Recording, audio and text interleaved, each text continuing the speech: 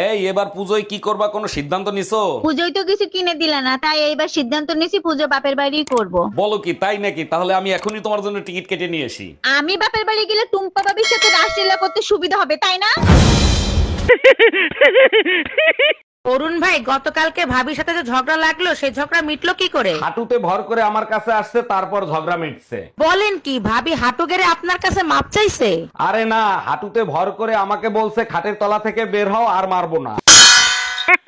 এই টুম্পা, আমি বাইরে ঘুরতে যাব, তুমি যাবা আমার সাথে? কোথাও ঘুরতে যাওয়ার দরকার নাই, ছাদে যাও, ছাদে যেয়ে ছাদ পরিষ্কার করো। কি বলো এইগুলা? আমি শ্বশুর বাড়ি বেড়াইতে এসে আমি কাজ করব কেন? তুই করবি, তোর বাপ করবে, আমি আমার শ্বশুর বাড়ি কাজ করি না।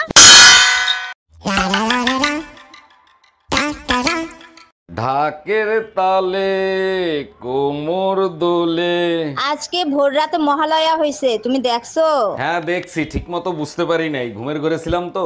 এখন কি তুমি পুজোর মার্কেট করতে যাবা, না আমি মহালয়া করে দেখাবো? এই শোনো, আমি আরেকটা বিয়ে করতে চাই, তোমার অনুমতি লাগবে। তোমার খুশির জন্য আমি সব করতে রাজি, তুমি কাগজ নিয়ে আসো, আমি সই করে দিচ্ছি। তোমার মতো বউ পেয়ে সত্যি আমি ধন্য। আচ্ছা শোনো, সেকেন্ড হ্যান্ড পিস্তল কি 8-10 হাজার টাকায় পাওয়া যাবে? হ্যালো, 1 মাস হয়ে গেছে বাপের বাড়ি রেখে গেছো, এর ভিতর একটা ফোন দেওয়া জরুরি মনে করলা না? আমার কি পাগলে কামড়াইছে? মৌমাছির চাকে ইটা মারবো? বাজে কথা বলবা না, আমি যদি এর ভিতর মরে যাইতাম তাইলে কি হইতো? কেন, আমি কি তোমাদের গোরস্থানের চাবি নিয়ে আইছি? আচ্ছা, বিয়ের আগে তুমি এত মাজারে যাইতা কেন? মনের মতো একটা স্বামী যাতে পাই তার জন্য। এখন তো আমাকে পেয়ে গেছো, তাই এখন মাজারে যাও কেন? এখন চাই না, এখন শুধু জিজ্ঞেস করি, তা কি জিজ্ঞেস করো? হে আল্লাহ, কি চাইলাম আর কি দিলাম।